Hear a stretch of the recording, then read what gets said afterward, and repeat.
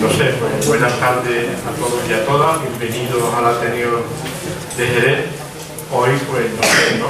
Para nosotros es una fiesta de la cultura de tener, bueno, pues a Luis García Montero con nosotros. Ya hace tiempo que nos pusimos en contacto y la verdad es que, bueno, pues aquí lo tenemos. Él nos iba a hablar, iba a presentar su libro Un velero bergantín, y también pues nos iba a hablar de esa defensa que hace de la literatura.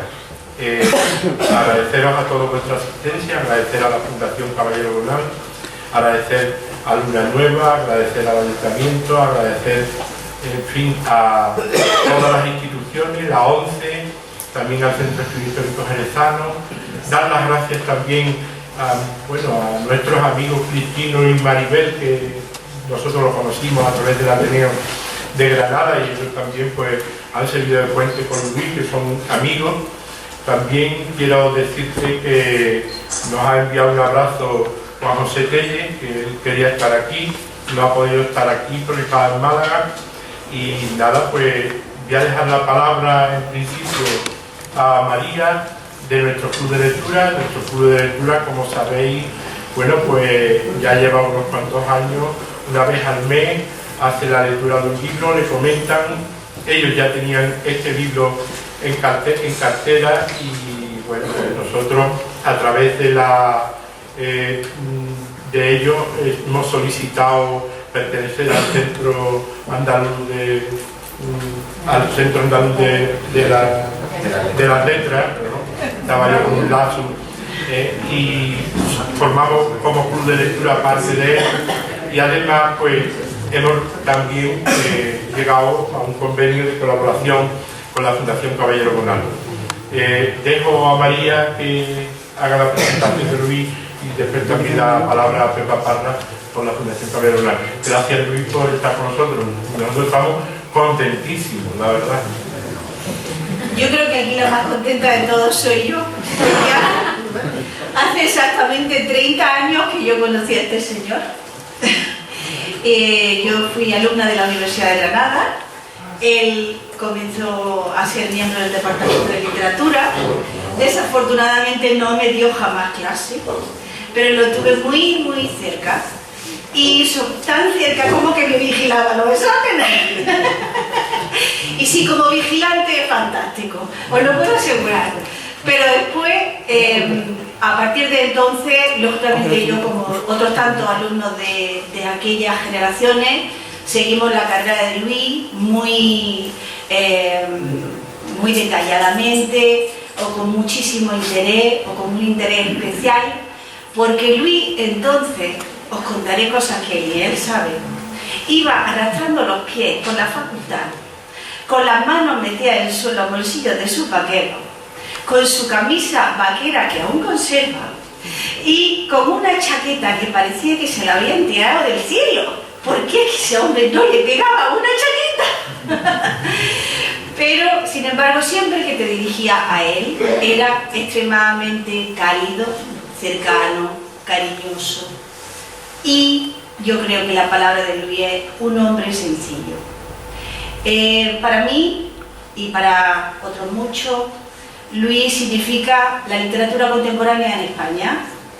Fundamentalmente, ya sabemos todos que ha escrito novelas, que ha escrito ensayos, pero más para la mayoría de medio universo ya, porque es muy popular y muy conocido, no como hace 30 años, es un inmensísimo y grande poeta.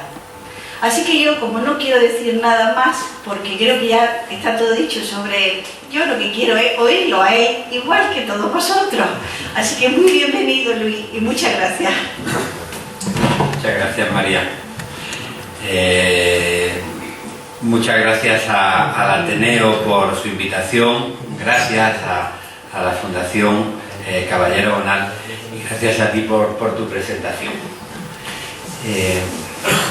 Voy a hablar un poco de El velero bergantín, este libro que he hecho para hacer una defensa de la literatura y para hacer un elogio de la lectura. La verdad es que yo soy poeta, soy profesor, porque antes que nada fui lector. Y cuando defiendo los valores públicos y la importancia como valor de la lectura, me siento un poquito impostor, porque en realidad yo leo no porque sea una gran ética social ni porque tenga grandes repercusiones públicas, sino porque no hay otra cosa que me guste más ser primado que quedarme en mi casa leyendo. Pero claro, después de llevar mucho tiempo dedicado a la literatura, pues también me planteo el significado de eso a lo que me dedico, como profesor, como escritor y como lector también. Y como ustedes pueden imaginarse, pues el título de este libro, Un velero bergantín, tiene que ver con la famosa canción del pirata de Espronceda: con 10 cañones por banda, viento en popa, toda vela no corta el mar, sino vuela un velero bergantín. Yo cuento al inicio de este libro que no recuerdo la primera vez que vi el mar, y sin embargo recuerdo perfectamente la primera vez que mi padre me leyó las 1000 mejores poesías de la lengua castellana, y en concreto la canción del pirata de Espronceda. Eso no significa que yo le dé más importancia a la literatura que a la vida. Significa que para mí la literatura forma parte inseparable de la vida, y es una alianza con la vida, un modo de seguir viviendo y de ampliar la vida cotidiana. Bueno, la verdad es que yo tengo un recuerdo imborrable de la canción del pirata de Espronceda, porque sirvió no para que yo conociese la rebeldía de un pirata o para que llegase a imaginarme la rebeldía de Espronceda. Me sirvió cuando yo habité el poema, entré en el relato, para descubrir mi propia rebeldía. Y a eso se dedica la literatura. El hecho de la lectura supone que el lector habita el poema, la novela, la historia creada por el autor. Y yo reconocí ahí mis propios sentimientos de rebeldía, y desde entonces, cada vez que tenía pues alguna discusión con mi padre, acudía a la canción que él me había enseñado, y yo pensaba para mí: y la vida por perdida ya la di cuando el yugo del esclavo como un bravo sacudí. Otro de los versos de la canción del pirata de Espronceda.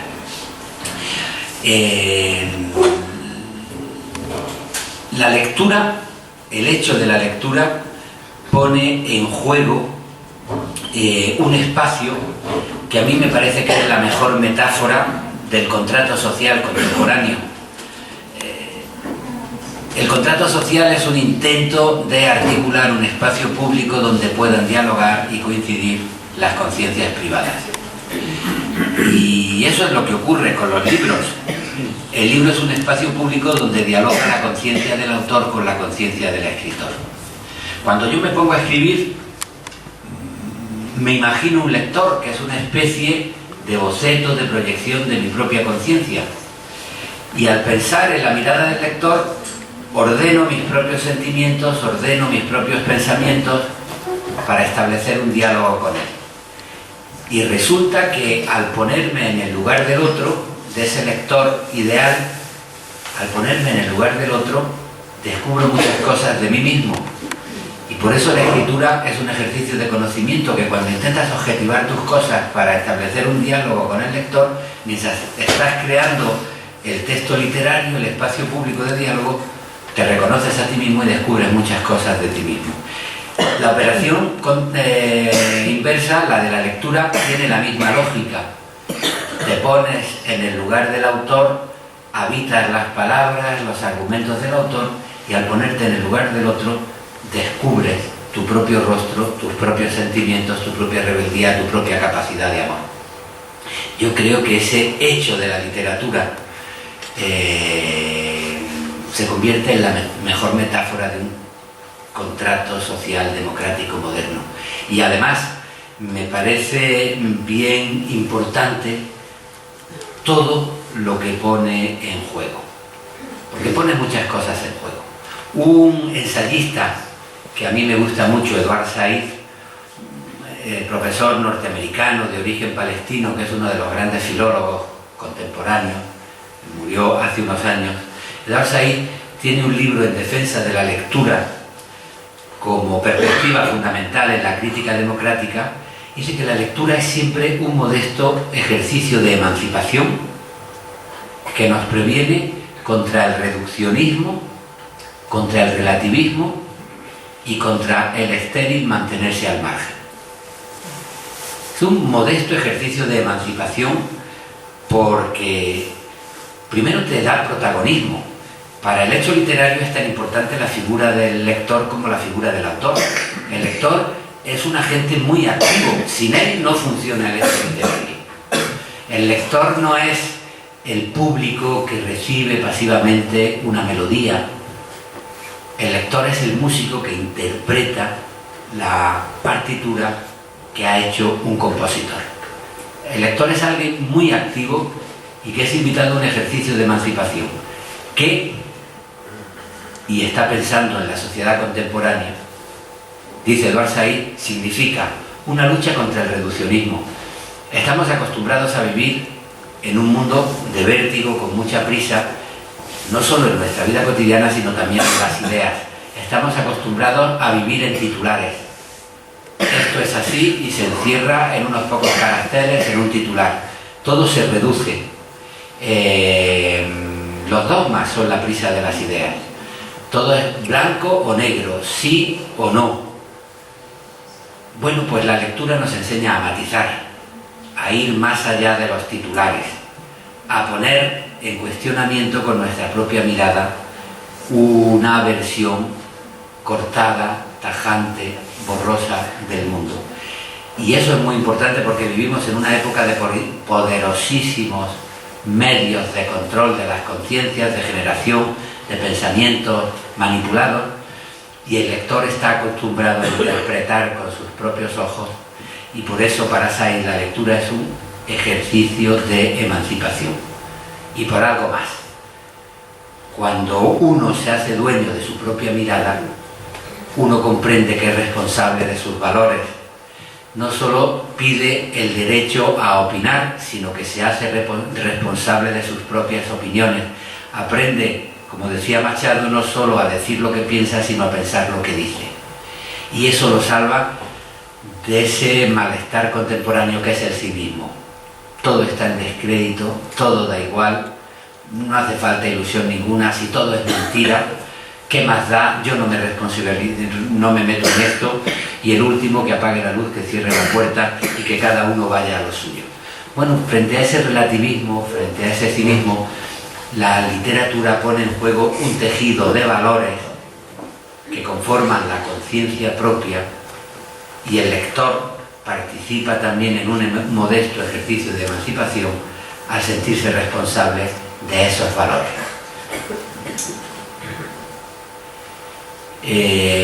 Y después eso es lo que hace que nos salvemos de la invitación al mantenernos al margen.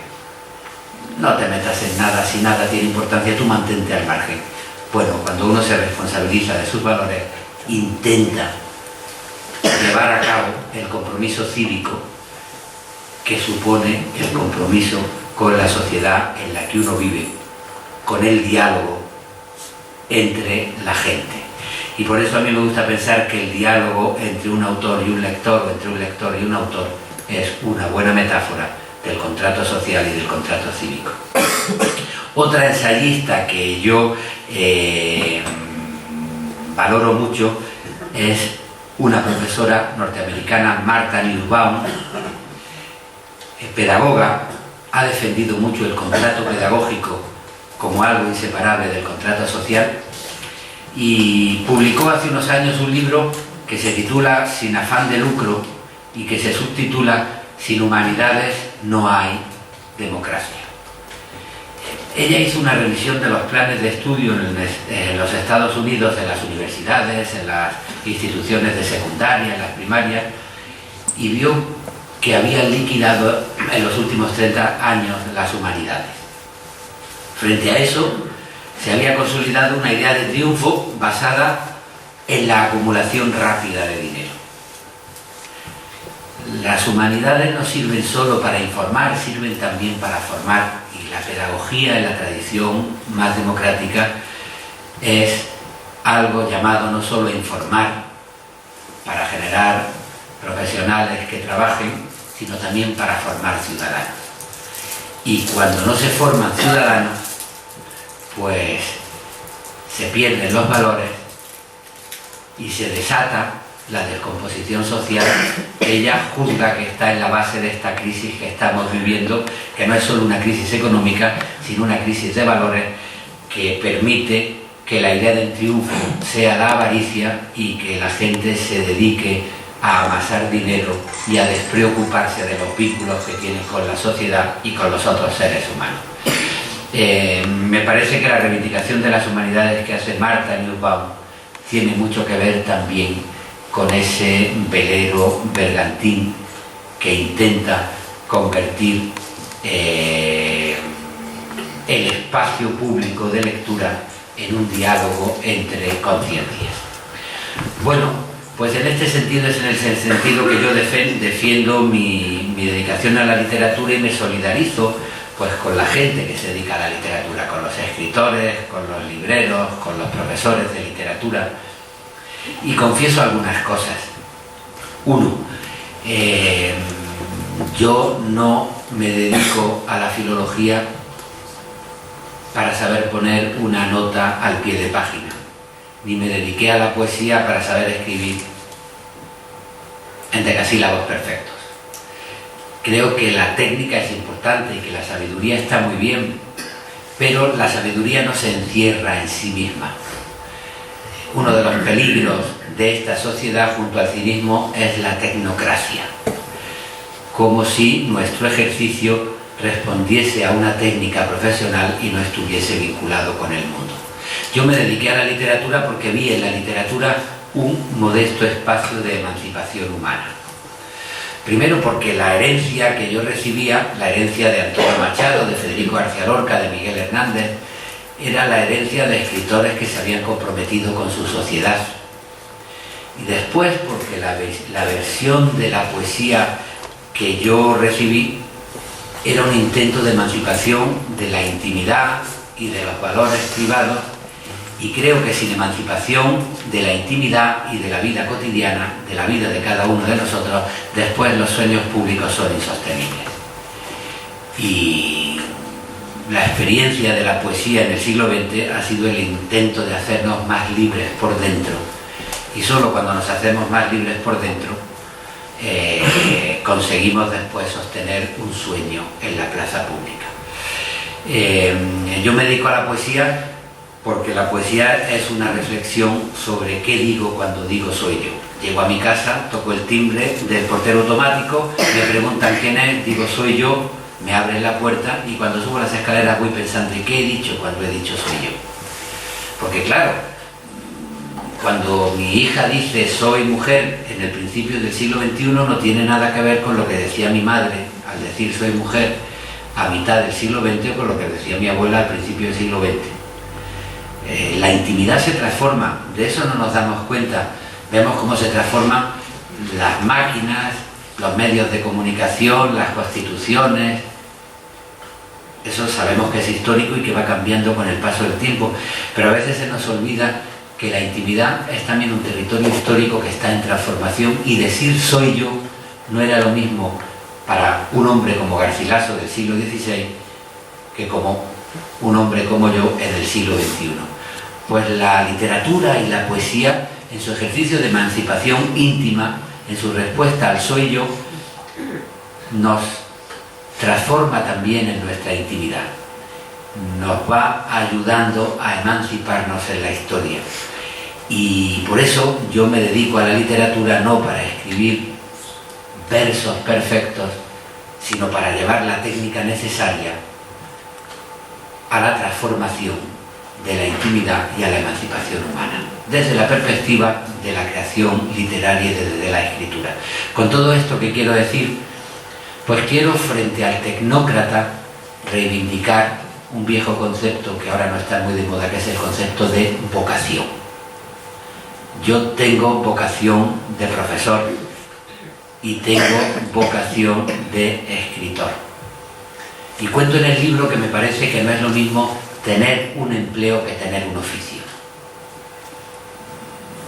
En la sociedad en crisis y con tantos parados como tenemos, pues tener un empleo ya es una suerte.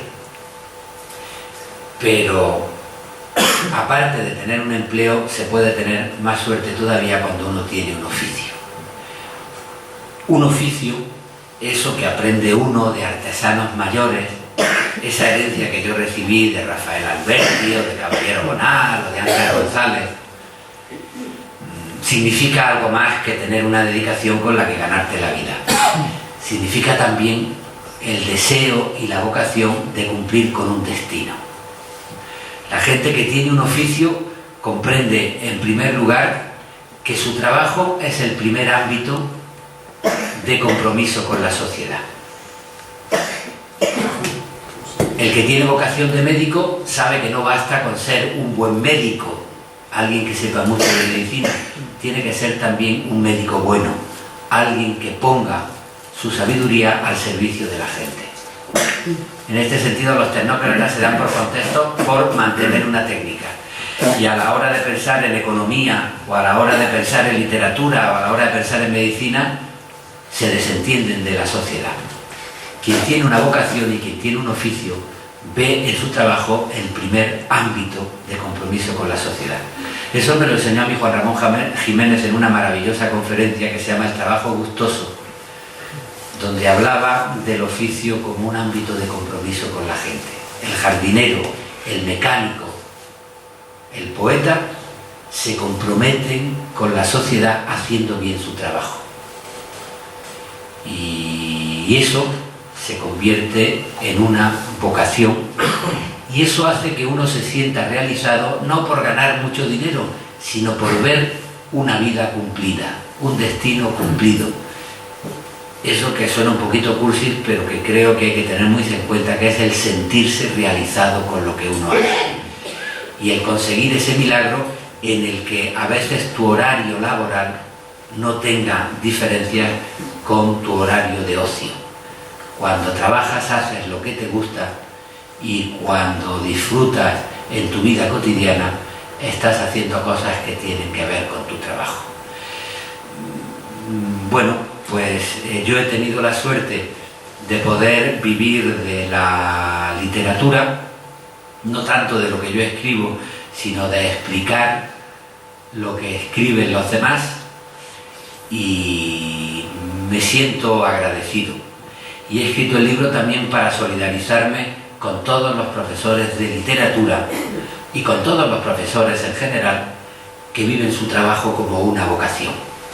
Y eso es lo que les da energía y les da fuerza, porque uno dice, la vida está mal, los programas de televisión son horrorosos, qué moral se proyecta desde los programas de televisión, los planes de estudios del ministerio son un disparate.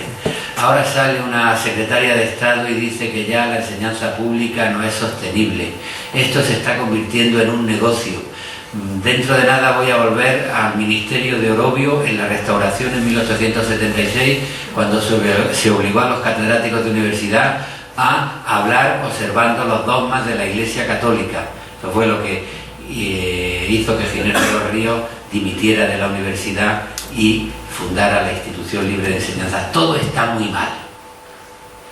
Pero cuando yo llego a mi aula y cierro la puerta de mi clase y veo a la gente que me está mirando, yo me siento responsable. Y me olvido de los planes de estudio, de lo que dice la televisión, de lo mal que está el mundo, e intento generar la energía necesaria para convencer a mis alumnos de que leer, de que asumir el relato de la lectura es un ejercicio modesto de emancipación que nos salva de los dogmas, que nos salva del cinismo y que nos salva del estéril mantenerse al margen.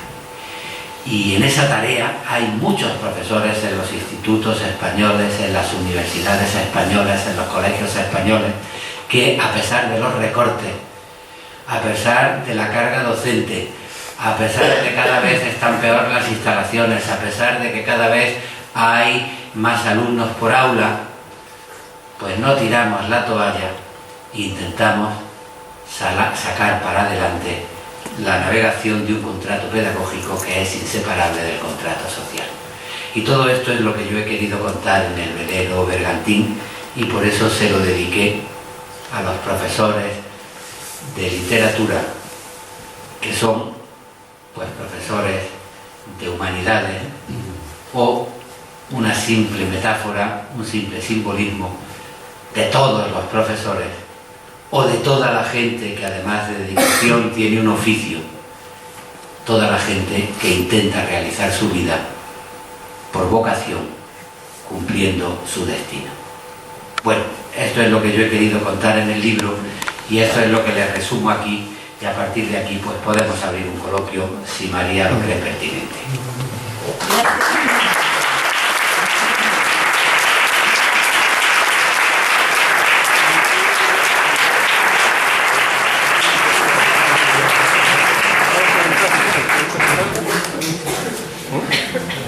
Por favor, vamos a abrir un turno de palabras para que podáis hacer vuestras preguntas tranquilamente, levantáis la mano y yo os voy nombrando y Luis os contesta lo que os apetezca preguntar. ¿De acuerdo? Por favor. Una pregunta, Luis. Tal y como he escuchado tu presentación, ya he llegado a hablar, ¿cuál duro de la universidad?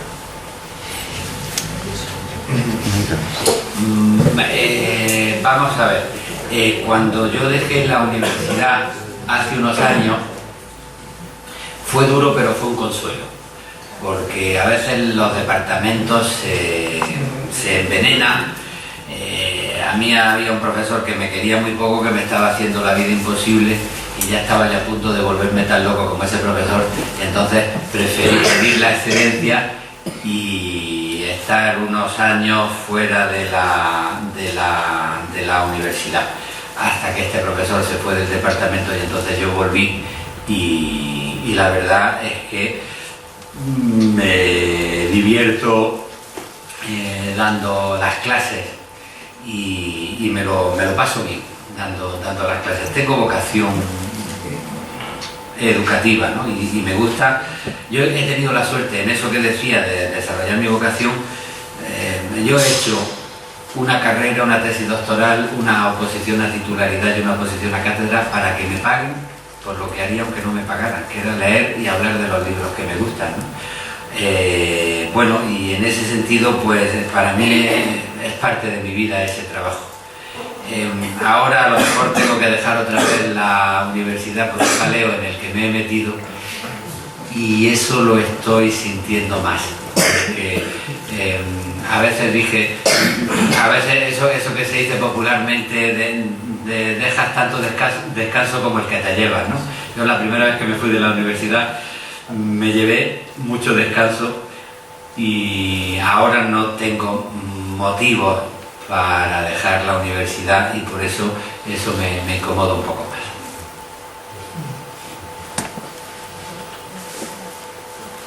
Por favor. En primer lugar, Luis, darte las gracias por tu charla. He sido maestra, después nos llamaron profesores.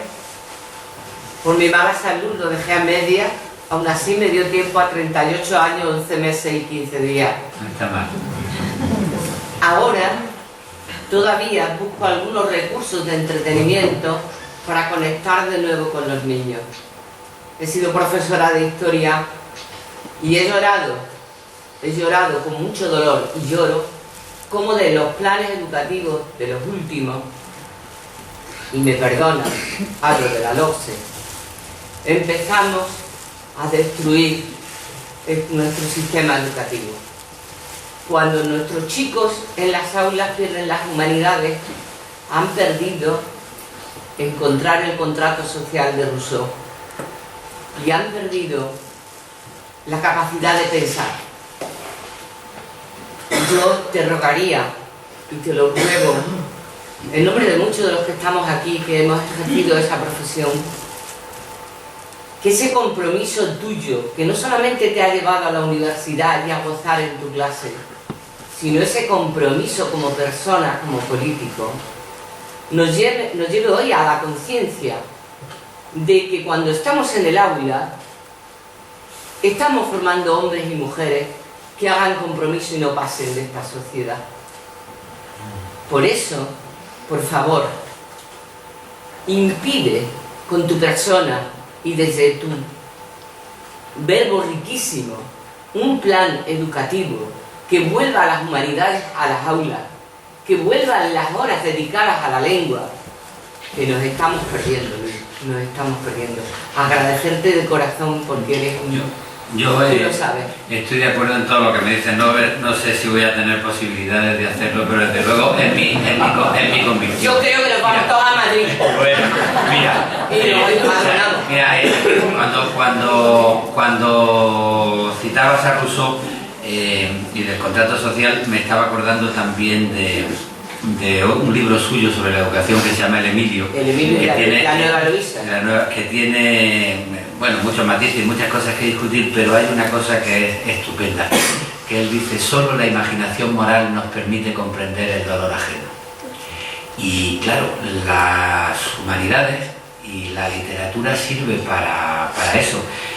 Lo que nos da la lectura, la literatura, las humanidades, es la capacidad de tener imaginación moral para ponerte en el lugar del otro. Y si no tenemos esa capacidad de imaginación moral de la que hablaba Rousseau, pues nos miramos a nosotros entre unos y otros como objetos de usar y tirar. Y buena parte de la crisis de valores de esta sociedad es que nos vemos no como gente vinculada, sino como gente de usar y tirar según la conveniencia egoísta de cada uno de nosotros. Y para eso sirven las humanidades. Yo tengo que aclarar que a mí la disputa entre las ciencias y las letras me parece una estupidez. Quien dice que las ciencias no sirven para nada es que es tonto. Y a veces los escritores hemos caído en las tonterías, yo lo digo aquí también, porque cansados de tanto utilitarismo en la sociedad industrial y de tanto prestigio de las ciencias y de tanto desprecio de las humanidades, pues hemos caído en la trampa de decir, pues apostamos por la inutilidad frente al utilitarismo. Baudelaire en un momento determinado llega a decir: no hay nada más repugnante que un hombre útil. En un momento, cuando usted tiene un problema y va a un hospital, qué alegría encontrarse con un hombre útil, que sepa utilizar una máquina útil, que le haga un buen diagnóstico, que le solucione la enfermedad. No diga usted tontería. Cuando decimos que la técnica es una estupidez y que nos gusta la poesía, pues estamos diciendo una estupidez, porque la técnica es muy importante. Quien haya tenido que hacer aquí un libro o una tesis doctoral con una máquina de escribir, pues agradecerá ahora tener un ordenador que te permita cambiar un adjetivo sin tener que copiar el folio entero. No digamos tonterías. La técnica es utilísima. Pero lo que nosotros tenemos derecho a reclamar como humanistas es que en el saber, y en el saber democrático y en el contrato pedagógico, las humanidades son tan importantes como la técnica y la ciencia, porque si no creamos conciencias para el desarrollo científico y económico, se rompe la alianza de la modernidad, que es que todo desarrollo científico tiene que ir unido a un desarrollo moral. Es decir, que la ciencia y la técnica no pueden estar sometidas al negocio o a las armas de destrucción masiva, tienen que estar en relación con la dignidad humana y tienen que estar al servicio de la dignidad humana. Y en ese sentido, la reivindicación con orgullo de las humanidades pues sirve también, y yo cito en el libro a Marc Bloch, el historiador francés, que escribió una apología de la historia, él era historiador en el campo de concentración poco antes de que lo fusilaran los nazis, y él decía: no se me olvida nunca la parte de poesía que tiene mi ciencia. Él hablaba de la historia, pero yo lo desplazo eso a todo el discurso científico. Si no reivindicamos con orgullo las humanidades, los científicos se olvidan de la parte de poesía que tiene su ciencia, que es estar al servicio de la dignidad de los seres humanos. Poner la ciencia al servicio no de un fango de números y leyes, como decía Federico García Lorca, sino ponerla al servicio de los seres humanos. Y bueno, en ese sentido soy un convencido de que la educación en la lengua, en la literatura, nos da la imaginación moral suficiente para ver en el otro a una persona y no un objeto de usar y tirar. Eso lo tengo clarísimo. Sí, hola, buenas tardes. Muchas gracias por venir, soy del Club de Lectura del Ateneo y gracias por dos cosas. Primero, como profesor que soy, me sentí muy identificado a leer el libro y también como lector, ¿no? Yo quería hacerte dos preguntas breves. La primera, hablas de Machado, de Lorca, Juan Ramón Jiménez, quizá Luis Cernuda, supongo. Me gustaría saber quién te ha influenciado más, si es posible. Sé que es difícil a lo mejor, ¿no? Mira, es muy difícil. Lo bueno de la poesía es que uno puede disfrutar de una riqueza grande sin tener que elegir y decir este sí o este no, ¿no? En distintos momentos de la vida me han ido marcando de manera muy presente algunos poetas que después han venido conmigo siempre.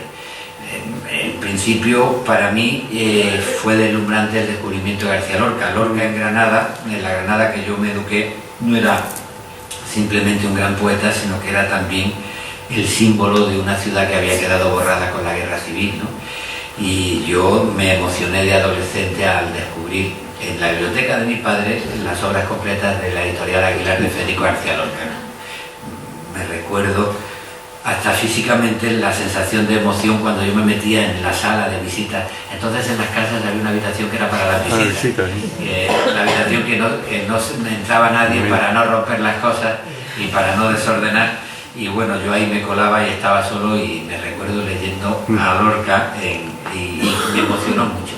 Después tuve la suerte de encontrarme con Rafael Alberti y de tener una relación muy estrecha con él.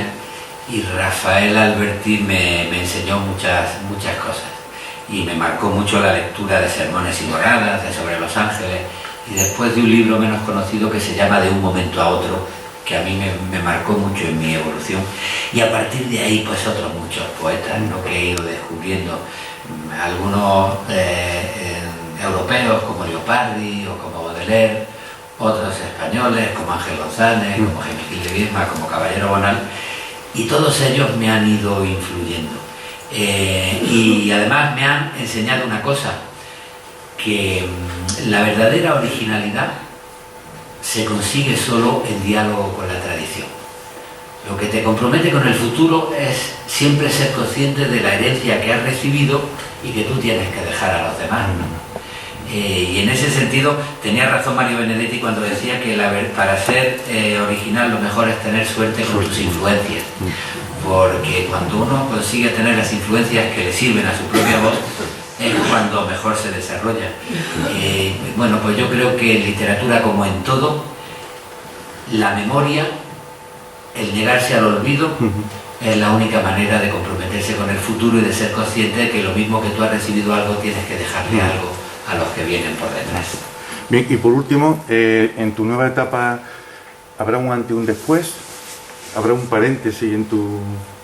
¿Habrá un nuevo...? Bueno, me temo que sí, porque, por ejemplo, cuando yo pedí la excelencia en la universidad, me di cuenta de la energía que gastamos los profesores en el aula, porque toda esa energía se me vino a la literatura y en esos 3-4 años escribí mucho y escribí con mucha energía. Pues supongo que la dedicación a la política quitará también mucha energía. Y además es bueno tener una distancia preventiva, porque la política deforma mucho. La poesía para mí es el momento de la verdad. Y la política debiera serlo también, pero en condiciones diferentes, ¿no? Y entonces uno corre el peligro de, si escribe poesía en medio de un vértigo político, pues a lo mejor acabar divulgando ideología o haciendo panfletos en vez de haciendo buenos poemas. Por ello. Yo creo que la poesía merece un respeto. Muchas gracias. voy a aprovechar esta buena circunstancia de estar en la mesa, pues el ponerle cara hoy a la Fundación Caballero Bonal y a ese convenio que tenemos, que está dando tantos frutos con el Ateneo, entre otras cosas, que está Caballero Bonal, se llama Caballero Bonal. Y que sea la tenista de honor. Tenista de honor, exactamente. Pues además me da la suerte de compartir hoy mesa con quien yo reconozco como uno de mis maestros, sino el más maestro de mis maestros. Y además un gran amigo, que no siempre tiene una suerte de que sus maestros sean sus amigos. Y yo sí la tengo. Pero quiero aprovechar para hacerle una pregunta. Yo ahora te quiero hacer también un piropo para corresponder. Mira, a mí Rafael me enseñó muchas cosas. Imagínate, Alberti, de la literatura, de historia, de anécdotas que contaba sobre de su técnica, porque él era un investigador en muchos estilos. Más que quedarse con un estilo, estaba siempre indagando. Que si la poesía neopopular, que si la poesía pura, que si la poesía comprometida, que si el surrealismo, que si la melancolía. Y la verdad es que tiene una colección de poemas maravillosos en todos los estilos. Y bueno, eso lo hablaba con él y a mí me enseñó mucho. Pero hubo una lección que me estaba enseñando sin que yo me diera cuenta. A mí Rafael, cuando él era un mito y yo era un muchacho, me trató con respeto. Y se tomó en serio a un jovencito que estaba empezando. Y yo no me daba cuenta entonces, pero ahora agradezco mucho la lección de conforme vas cumpliendo años, tomarte en serio a los jóvenes. Porque bueno, por ley de vida las agendas hay nombres que van desapareciendo, números de teléfonos tachados, y para la literatura es muy importante la capacidad de admiración. Si uno pierde el derecho a admirar, la literatura se deshace. Dice que se la ha quitado. Bueno, pero... Bueno, no, la pregunta no. Pero yo quería contarlo por lo siguiente. Como los maestros mayores se van yendo, uno necesita tener maestros más jóvenes a los que seguir admirando. Y yo quería decir que una de las maestras jóvenes a las que admiro es a Pepa. Bueno, viene entonces al hilo, a lo que te iba a comentar. Es que tú dices que leer, antes que nada, gracias por decir eso, que leer es un ejercicio de emancipación, leer es un ejercicio de libertad, de compromiso, y también dices que leer y escribir es un ejercicio de admiración, por eso te decía, y me parece tan generoso de tu parte decir esto en una época en la que no solamente en la literatura, sino en cualquier apartado de la vida hay tanta mala baba, tanta gente que tacha por tachar, como se suele decir, no sabe hacerlo pero sabe tacharlo, ¿no? La gente que va solamente criticando de manera fea y tú hablas de la admiración, de leer y escribir de la admiración. ¿Sabes, Pepa, que yo creo que un derecho muy importante es el derecho a la admiración? Y en épocas de crisis es mucho más importante porque, claro, vemos lo mal que está la cosa, vemos los comportamientos que nos desilusionan, se nos genera una cultura de la sospecha, de sospechar de todo. Y en esta cultura no solo corremos el peligro de ver todo lo malo, sino que vemos el peligro también de que se invisibilice lo bueno. Y lo que nos da energía para transformar las cosas y para dar una respuesta a las cosas, más que el pesimismo, es el optimismo. Y por eso yo reivindico el derecho a la admiración. Las cosas están muy mal, sí, pero que no se nos olvide que hay ejemplos que conviene admirar, porque son los que después nos ayudan a transformar. Ha habido luchas que han dado resultados. Ha habido gente que ha sido un ejemplo de comportamiento. Y en vez de dedicarnos a mirar solo la basura, vamos a fijarnos en la gente que es admirable, porque es la que nos da energía para intentar nosotros comportarnos de una manera decente. Y la temperatura de la literatura es la admiración. Yo, por ejemplo, cuando disfruto realmente es cuando leo lo que han escrito los otros. Porque cuando leo lo que he escrito yo, lo que tengo es ojos de corrector. Aquí me he equivocado, esto puedo hacerlo de otra manera, esto no sé cómo estará. Pero cuando lees lo que han escrito los otros, abandonas los ojos de corrector, te abandonas a la admiración y es cuando disfrutas enormemente de la vida y cuando sales con energía para decir, a ver si escribo un buen poema. Y me parece que con la vida pasa lo mismo. Si nos fijamos nada más que en los malos ejemplos, acabamos teniendo la coartada del cinismo, del relativismo y del mantenernos al margen. Luis, perdona, una última pregunta. Sí. ¿En qué te ha pasado para el título de Caballero del Ejército? Sí, en la canción del Pirata de Frontera. Perdona, es que he llegado tarde. Sí, no, pero bueno, es un homenaje a uno de los primeros poemas que yo leí o que oí en la voz de mi padre, que es la canción del Pirata, ¿te acuerdas, no? Porque era un poema que muchos niños se aprendieron de memoria y ese pirata que no corta el mar sino vuela un velero mercantil. Y otra cosa, antes menciona muy sucintamente la cuestión de la escala de la crisis de valores que atravesamos hoy día la sociedad. ¿Hasta qué punto esto va increciendo, por el contrario, o dicho con otras palabras, qué podemos hacer, gente como usted que se dedica a la literatura, para que esto se aminore o descienda? Bueno. Y sobre todo, perdona, me llena de preocupación un hecho evidente. ¿Por qué a veces una publicación trivial, vamos a llamar de alguna forma simplista, triunfa por encima de otro, por ejemplo, un ensayo histórico cuyo autor le ha llevado meses y años para escribir, y sin embargo la sociedad valora más esa vulgaridad, esa trivialidad, esa maravilla de ensayo, un poema histórico, libro? Bueno, a mí me gusta ver las cosas negativas y las cosas positivas, ¿no? Entonces, lo que tú me planteas, te digo, bueno, vivimos en una cultura, que es la cultura del neoliberalismo, que ha transformado por dentro la propia palabra cultura. Hace unos años, cultura significaba educación, formación de las conciencias críticas. Hoy, la cultura se ha convertido en entretenimiento. Las autoridades que nos gobiernan hace unos años creían que invertir en cultura era invertir en educación, en formación de las conciencias, en educación de la sensibilidad, y ahora, y por eso ponen un IVA tan alto para el teatro o para el cine, pues entienden la cultura como un entretenimiento más. Y ese entretenimiento, además, por los mecanismos que se están desarrollando en la sociedad, suele ser un entretenimiento facilón, populista, que tiene como paradigma en el fondo la telebasura.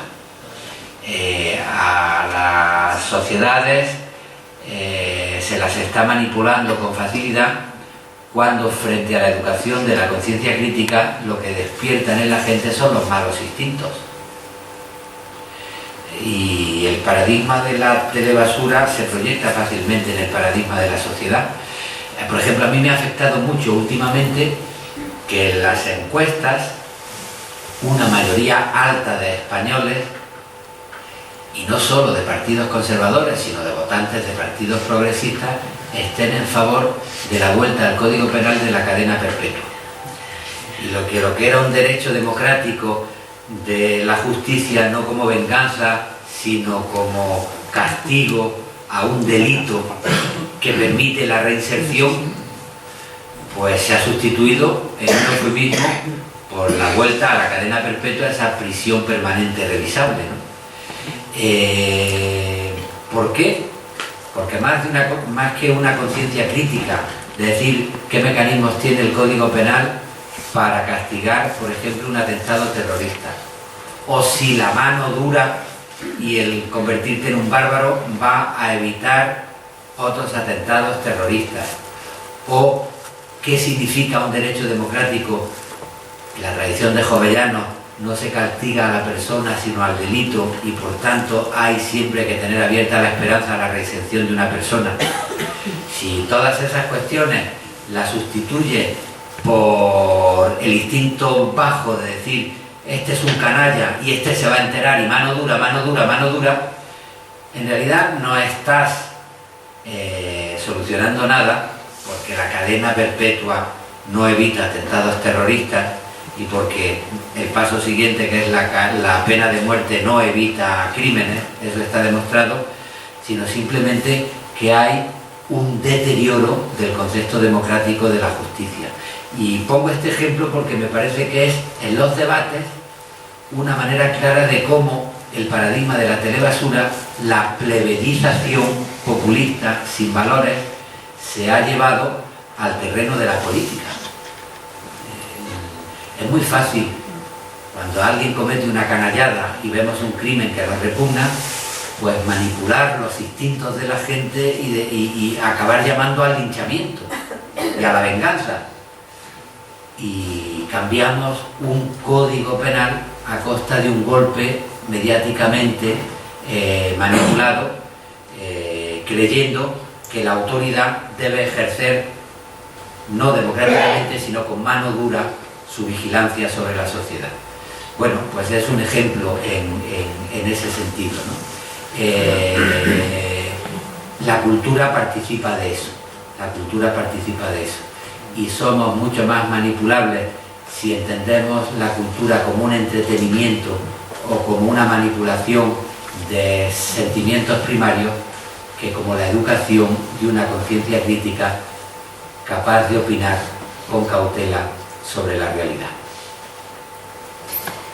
Un momentito. Juan. Buenas tardes, Luis. Mi nombre es Juan, soy miembro del Club de Lectura de este Ateneo de Jerez. Y mi pregunta es muy cortita. ¿Qué te lleva a cambiar del ámbito de la literatura a la política? ¿Qué puedes ofrecer? ¿Qué crees que encontrarás ahí? Vamos a ver. Yo entré en contacto con la política en el año 1976 cuando entré en la universidad. Empecé entonces a militar. En el año 86 participé en Andalucía en la formación de Izquierda Unida, que fue un proyecto que surgió de Andalucía, Izquierda Unida, convocatoria por Andalucía, y mi Izquierda Unida desde el año 86.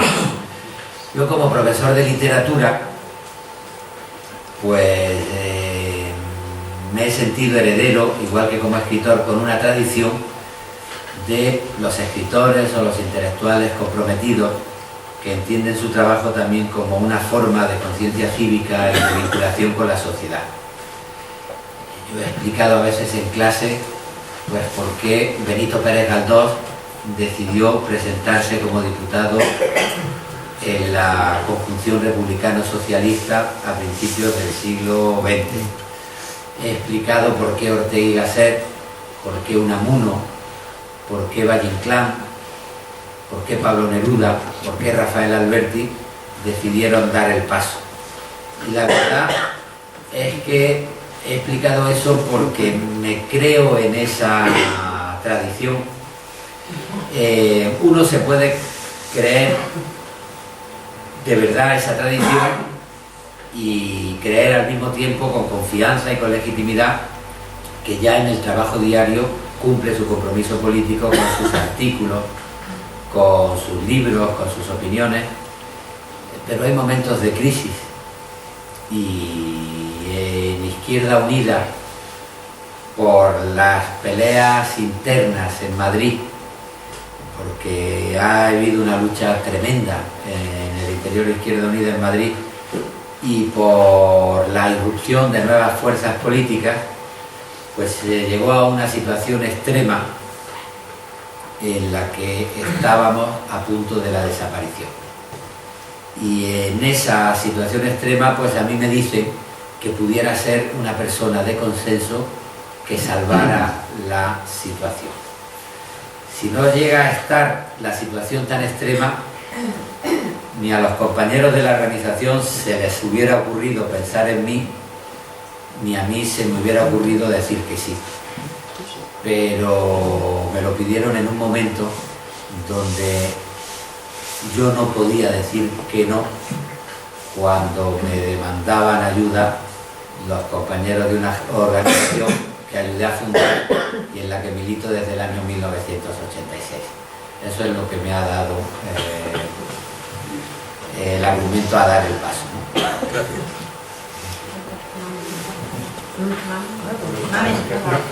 Hola, ¿qué tal? Mira, voy a usar un párrafo del libro para hacerte la pregunta, si te parece. Pero en tiempo de descrédito y de protocolo hueco, es imprescindible apostar por la ilusión, volver a la historia, quizá aquello que Albert Camus llamó las utopías modestas. en este camino tuyo nuevo de cara a ser más público en la política, aparte de tu sensatez, tu buen hacer y sobre todo que lleven el Parlamento de buena palabra y vaciar un Parlamento para la patria, ¿cuáles son tus utopías modestas? Mira, a mí me gusta mucho el concepto de utopía modesta de Albert Camus, porque quería matizar otro concepto de utopía que desemboca en eso de que el fin justifica los medios y que en nombre del futuro tienes la coartada para llenar de basura el presente. Y hubo gente que en nombre de una sociedad justa pues acabó creyéndose el derecho a ejecutar a las personas, y las banderas más bellas en el siglo XX pues desembocaron en épocas de verdadero terror. Y Albert Camus fue desde la izquierda una de las voces que más prematuramente, no más prematuramente, porque no era prematuro, quiero decir, por utilizar bien el lenguaje, que con más objetividad y más pronto denunció la barbarie del estalinismo. Es muy peligroso eso de que el fin justifica los medios. Entonces, bueno, hace falta tener muchos valores, pero que los valores y la coartada del futuro no signifique perder el presente y perder la responsabilidad del presente. Por eso me gusta el concepto de utopías modestas, para limitar un poco las utopías. Yo creo que en la política es necesario que el deseo dialogue con la realidad.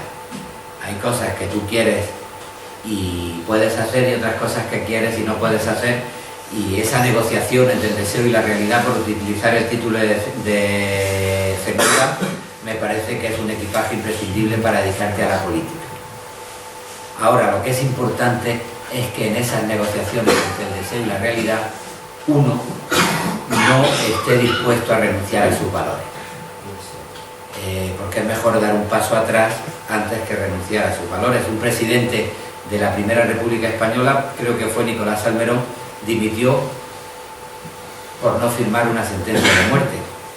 Tenía que firmar la sentencia de muerte de 8 militares rebeldes, la ley lo mandaba, los jueces lo mandaban, a él como presidente le correspondía firmar, pero dijo: yo no renuncio a mis valores, estoy contra la pena de muerte, como tampoco quiero cumplir la ley, lo que hago es que me dimito y me voy a mi casa.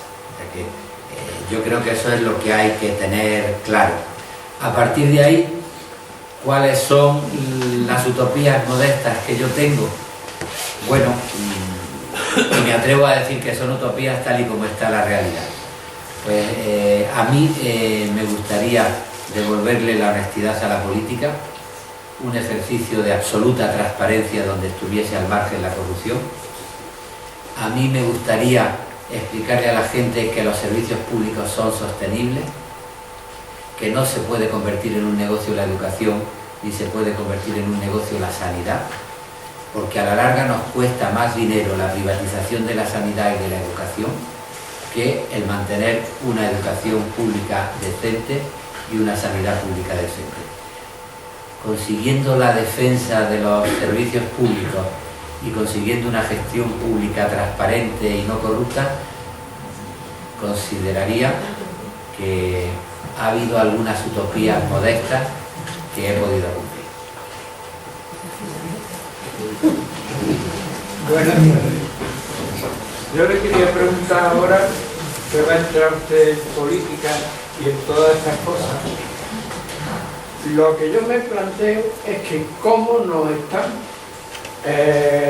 cuadriculando la mente con unas supuestas encuestas que nos están orientando y nos están diciendo: señores, hay estos cuatro partidos políticos y punto, los demás fuera.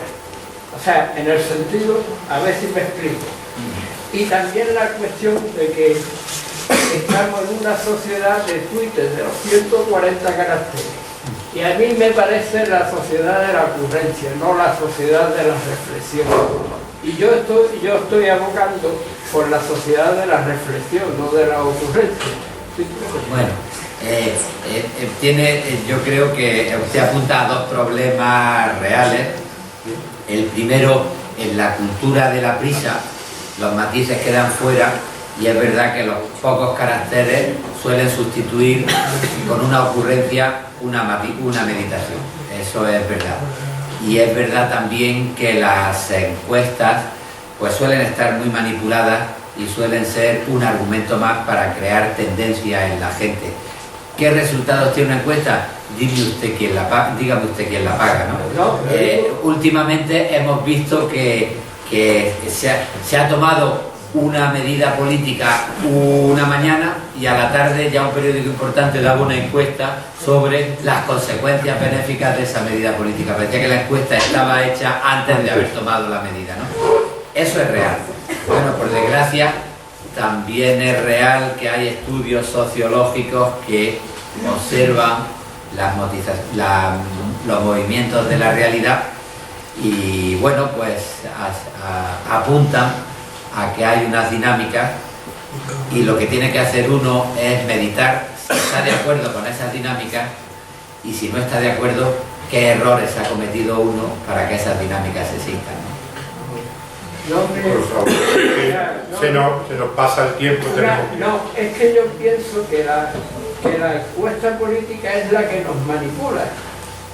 Sí. En el sentido esa es una sensación. Hola. Yo soy Curro, soy miembro también del taller de lectura y quería preguntarte, tú has comentado que tu maestro ha citado generación del 27 del 28, pero me ha gustado mucho cuando ha citado a Jaime Gil de Viedma, miembro de la generación del 50, casi el 50% de los que estamos aquí, ¿no? Que murió muy joven.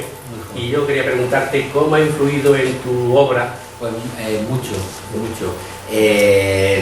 Algunos de los nombres que he citado eran como los padres, pero Jaime fue como un hermano mayor y encontré mi propio mundo ahí. Con toda la formación clásica que yo tenía de muchacho y con el gusto por la vanguardia y por libros como Sobre los Ángeles o Poetas en Nueva York, en Jaime Gil de Viedma encontré una puerta para indagar en un camino que es en el que se ha ido identificando mi poesía. Jaime entendía la labor del poeta no como un elegido de los dioses, sino como un ciudadano, y la elaboración de la poesía no como la invención de un lenguaje raro, sino como el tratamiento riguroso del lenguaje de la sociedad, de las palabras de la tribu, ¿no? Y esas dos referencias en Jaime y en otros poetas para mí han sido fundamentales. Y más cosas. Por ejemplo, en la poesía de Jaime, que fue un poeta que nació con voluntad social y de ser compañero de viaje de las luchas antifranquistas, pues en la poesía de Jaime hay una meditación sobre la intimidad muy importante, porque él era homosexual y por eso en sus poemas a veces pues hay una conciencia clara de que el perseguido no era solo el obrero explotado por el capitalista, era la mujer explotada por una sociedad machista, o era la gente explotada por tener unos deseos que no entraban en las convenciones de la sociedad más estrecha, ¿no? Y entonces, por ejemplo, él hizo un tipo de poesía que era de emancipación y de liberación personal, que no se dedicaba solo a denunciar los males económicos de la dictadura o la pobreza de la gente, sino también que intentaba emancipar la libertad íntima y sentimental de la gente, y eso desde luego a mí me formó de una manera muy clara en mis gustos poéticos. Yo creo que Jaime Gil de Viedma representa para mi generación algo parecido a lo que Juan Ramón Jiménez representó para los poetas de la generación del 27. Gracias.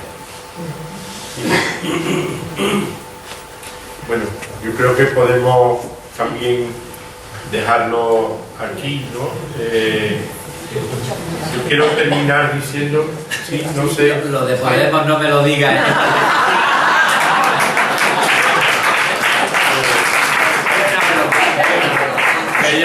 Me llevo muy bien con la gente de Podemos, son compañeros y habrá que entenderse.